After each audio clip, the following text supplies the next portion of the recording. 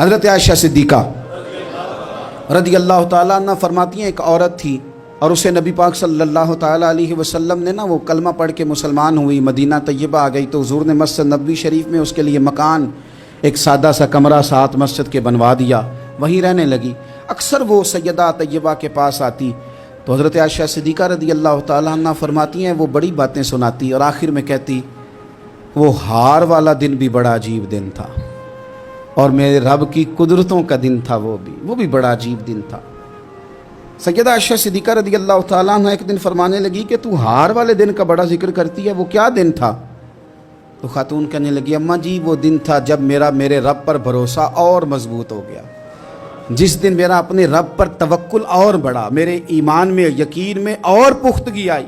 کہنے لگی میں ایک گھر کی کنیز تھی، نوکرانی تھی، اس گھر میں ایک بچی تھی جس کے پاس سونے چاندی ہیرے جواہرات کا ہار تھا۔ اس زمانے میں چمڑے کے اوپر لوگ ہیرے جواہرات لگاتے تھے، کئی دفعہ سرخ رنگ کے چمڑے پہ لگائے جاتے تھے، وہ بچی پہنتی تھی تو کہتی ہوں بچی کے اس نے اتار کے رکھا یا اس سے گرا وہ ہار تو چیل اسے اٹھا کے لے گئی گوشت سمجھ کے اور میرے سامنے اٹھا کے لے گئی۔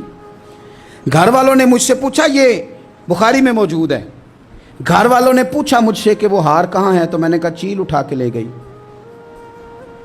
گھر میں کچھ چوری ہو جائے تو سب سے پہلا الزام کس پہ لگتا ہے؟ ملازمین پہ۔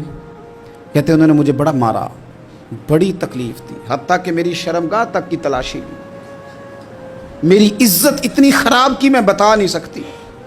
میں نے اپنی زندگی میں ایک واقعہ دیکھا، ایک امیر گھر میں چوری ہو گئی، ملازم کو اتنا مارا کہ وہ چارپائی پہ پڑ گیا، پولیس والوں سے اتنی مار پروائی گئی کہ وہ بیچارہ چارپائی پہ پڑ گیا اور پھر وہ اتنا بیمار ہوا اور کچھ دنوں کے بعد پتہ چل گیا کہ چور تو اپنا بیٹا ہے ان کا،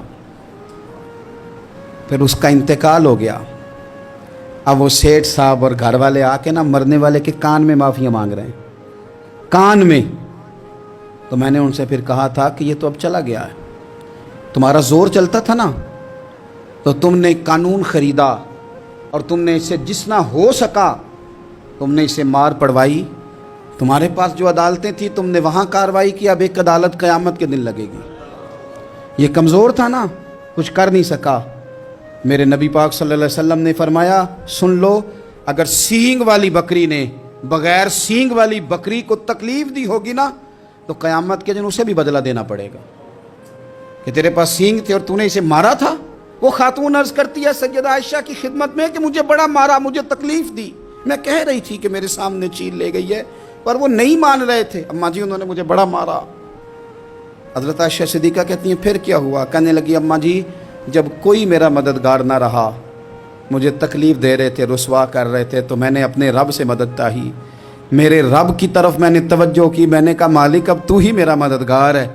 کہتی ہے وہ مجھے مار رہے تھے تو وہ چیل جو ہار لے گئی تھی وہی لے کے واپس آ گئی اور ہمارے سروں کے قریب لا کے اس نے جب اس ہار کو پھینکا وہ مجھے چھوڑ کے سائیڈ پہ ہوئے، وہ میری بے گناہی جان گئے، لیکن آپ کو بتاؤں اس دن سے میرا اپنے رب پر یقین اور بڑھ گیا۔ مجھے سمجھ آ گئی کہ جب انسان پورا ٹوٹ جاتا ہے اور جب کوئی چاروں جانب اس کا مددگار نہیں ہوتا تو رب تو ہوتا ہے نا، اللہ تو اس کا مددگار ہوتا ہے نا، وہ تو پھر اپنے اس بندے کی مدد کرتا ہے نا، پھر وہ تو توانائی دیتا ہے نا، وہ تنہا نہیں چھوڑتا، وہ تو آنسوؤں والوں کے آنسوؤں پہ بڑا کرم فرماتا ہے، وہ تو قسم پرسی میں آ جاتا ہے، اس کی رحمت بڑھ کے استقبال کر لیتی۔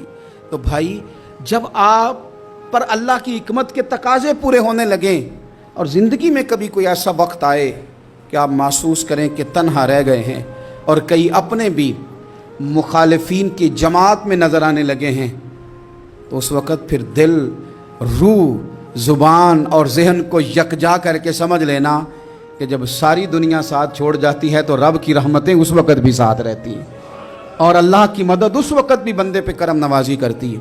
ایک اور حدیث سنیں، لطف کی بات یہ ہے یہ بھی بخاری میں ہے، یہ بھی واقعہ بخاری میں ہے۔ اللہ اکبر۔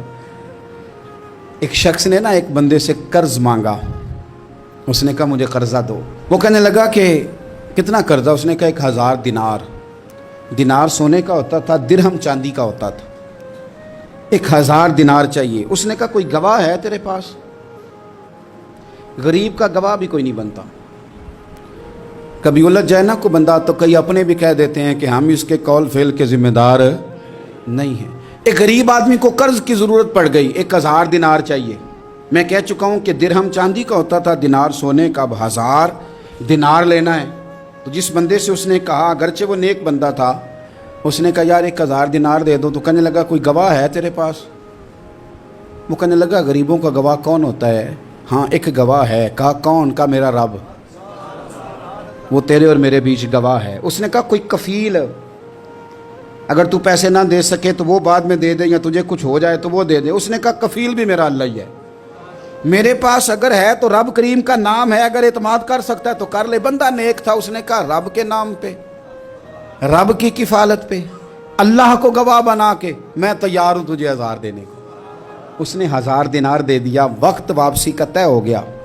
وہ چلا گیا پیسے لے کے. اس نے پوری محنت کی کہ میں نے وقت پہ پیسے لوٹانے, پوری محنت بھی کر لی, اللہ نے مدد بھی کر دی, پیسے بھی اس تاریخ کو اسے مل گئے. بعض لوگوں کا تو لوٹانے کا دل ہی نہیں نہ ہوتا. فرمایا حدیث پاک میں کہ تو لوٹانے کا ارادہ کر, رب تیری مدد بھی فرمائے گا. لیکن یہاں بہت سارے لوگ کہتے ہیں خیر ہے, ارادہ ہی نہیں. تو پھر جس طرح کا بندے کا گمان ہو, رب بھی اسی طرح کا معاملہ فرماتا ہے. اس نے پیسے جمع بھی کر لیے اور واپس دینے کو تیار بھی ہو گیا, لیکن رستہ بحری جہاز کا تھا, کشتی کا تھا, دریا کے رستے واپس آنا تھا. اب وہ جب آ گیا دریا کے کنارے تو بڑی کوشش کی, پر وہاں اسے کوئی کشتی نہیں ملی. وقت پہ پیسے لوٹانے ہیں, سفر کرنا ہے, اب سواری میسر نہیں ہے. سوچ سوچ کے پریشان تھا کہ میں نے تو اللہ کے نام پہ لیے. اچانک دل میں ایک تجویز آئی. اس نے ایک لکڑی لی, لکڑی کو اندر سے کھولا, 1000 دینار اس میں بھرا. بخاری پڑھ رہا ہوں, اور ساتھ ایک خط بھی لکھا کہ یار میں پیسے پہنچانا چاہتا تھا پر مجھے کوئی چیز نہیں ملی دریا کے اس پار آنے, اللہ کے نام پر تیری طرف روانہ کر رہا ہوں. اور یہ کہہ کہ وہ لکڑی دریا میں رکھ دی.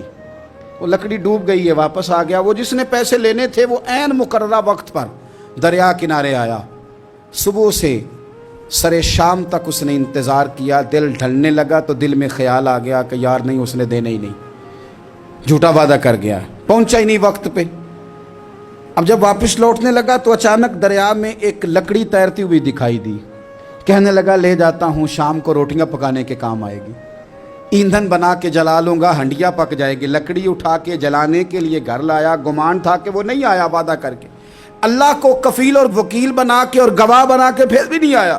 لکڑی لے کے گھر گیا, بخاری ہے, اور جب اس کو چیرا نہ کہ میں اس کی آگ جلاؤں گا, کھولا تو اندر سے 1000 دینار بھی نکل آیا, خط بھی نکل آیا.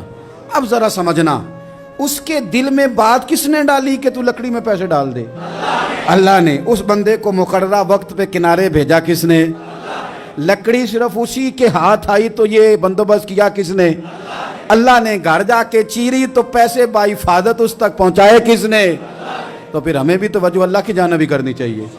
ہمارے پہ دل کی توجہ رب کی طرف ہی ہونی چاہیے نا. ہمیں ادھر ادھر جانے کی, دیکھنے کی, بندوں پر غور کرنے کی ضرورت کیا ہے؟ وہ پیسے پہنچ گئے, یہ وہاں اپنی جگہ پہ پریشان تھا. اس نے 1000 دینار اور جمع کیا. پھر دوبارہ ایک دن دریا کنارے آیا, کشتی مل گئی. بیٹھ کے اپنے اس بھائی کے پاس آیا, کہنے لگا دیکھنا مجھ پر بدگمان نہ ہونا, پیسے اس تاریخ کو بھی جمع کر لیے تھے. دریا پہ آیا تھا پر کشتی نہیں ملی تھی. پھر میں نے نا لکڑی میں ڈال کے, خط ڈال کے تیری طرف بھیج بھی دیے تھے, لیکن آج میں پھر لے کے آ گیا ہوں. وہ کہنے لگا خوش ہو جا, جس رب کو تو نے میرا اور اپنا گواہ بنایا تھا اس رب نے میرے تک پہنچا بھی دیے ہیں. جب لوگ اللہ کو گواہ بناتے ہیں, رب کی جانب اپنی توجہ کرتے ہیں, اپنی چاہتوں, خواہشات اور اپنی ساری چٹھیاں اپنے رب کریم کی رحمت کی طرف روانہ کرتے ہیں, پھر اللہ اپنے بندوں کو مایوس نہیں کرتا. اللہ اپنے بندوں کو نواز دیتا ہے. اللہ تبارک و تعالیٰ اپنے بندوں پہ کرم نوازی کرتا. او سنگیو, ساری امیدیں سیٹھوں, نوابوں, دنیا داروں سے کیوں وابستہ کرتے ہو؟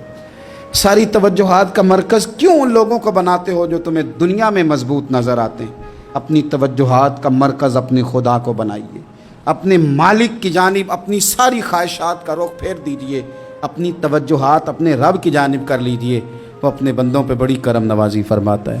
وہ عزتوں کا بھی محافظ ہے, وہ پریشانیوں میں کرم نوازیاں فرمانے والا ہے, وہ ساتھ دینے والا ہے. وہ اس کی رحمت قریب آ کے بندے کو سہارا دیتی ہے، وہ اپنے فضل سے اپنے بندوں کی ہر مشکل میں دستگیری فرماتا ہے۔